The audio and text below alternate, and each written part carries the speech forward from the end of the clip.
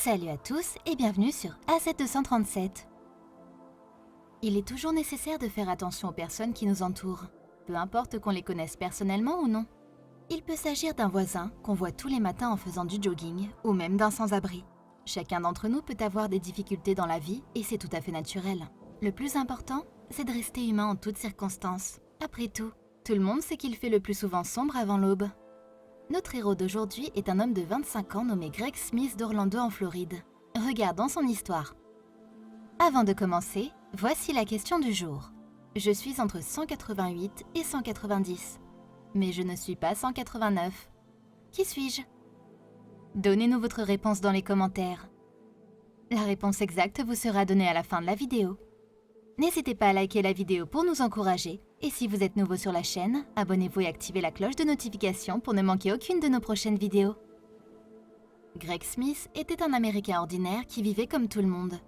Il était entraîneur de fitness, couronné de succès en tant que directeur des ventes, un mari aimant et un père de famille et avec 2 fils. Comme la plupart des gens de nos jours, il se précipitait au travail tous les matins.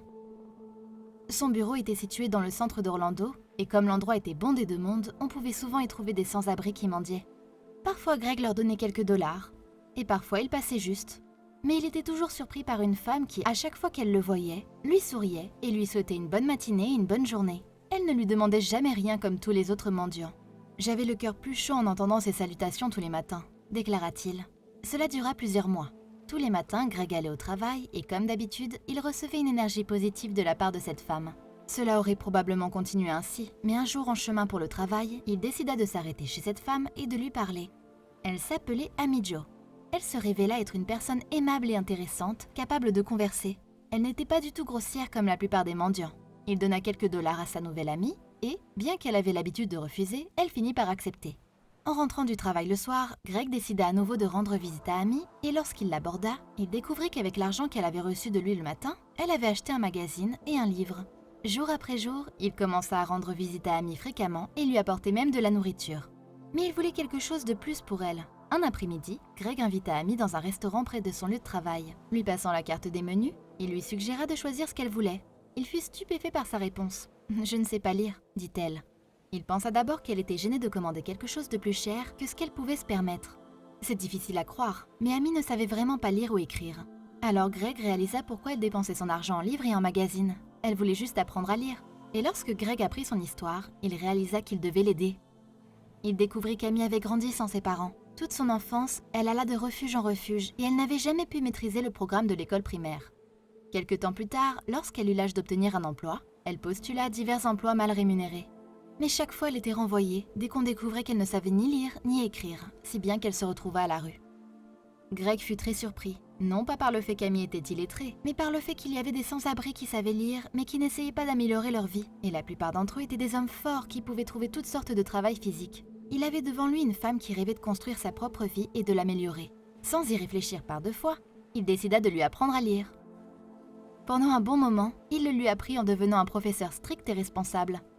Amy était une étudiante reconnaissante et intelligente qui comprenait facilement.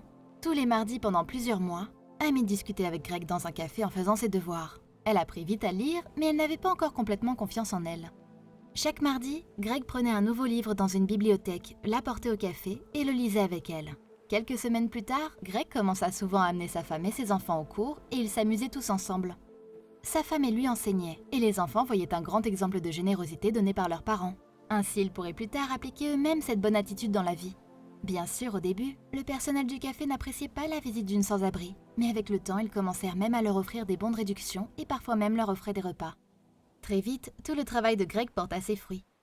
Amy quitta définitivement la rue et Greg paya son séjour d'1 mois dans un petit hôtel confortable. C'était si touchant pour Amy qu'elle fondit en larmes, car personne n'avait jamais rien fait de tel pour elle avant. Et pendant 6 mois, Greg et sa famille avaient dépensé temps et argent pour l'aider. Mais l'histoire ne s'arrêta pas là.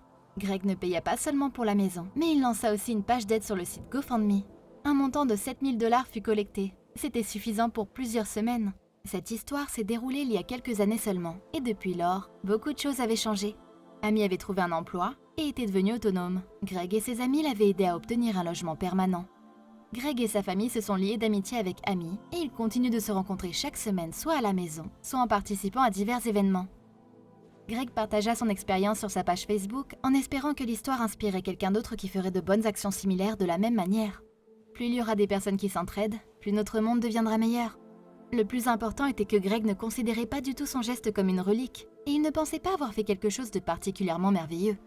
C'était juste normal pour lui, et il déclara à propos de son geste que « Mes parents m'ont appris à aider des gens dans le besoin, c'est pourquoi je m'efforce de l'enseigner aussi à mes enfants afin qu'ils en fassent autant. » Devant l'admiration de la famille de Greg et la gratitude d'amis, vous commencerez certainement à croire que la gentillesse existe toujours dans ce monde et qu'elle est partout autour de nous, qu'elle n'existe pas seulement dans les films et les livres, et que chacun d'entre nous peut l'exprimer, car parfois un seul geste de bonté suffit pour sauver une vie et gagner une âme reconnaissante. Quelle est votre opinion au sujet de cette histoire? Dites-le nous dans les commentaires. Et maintenant, la réponse à la question du jour. Le mot est. Bravo à tous ceux qui ont trouvé la bonne réponse. Nous voici arrivés au terme de cette vidéo. Merci de l'avoir regardée jusqu'à la fin. Surtout n'oubliez pas de la liker et de la partager avec vos amis. À très bientôt sur AZ237.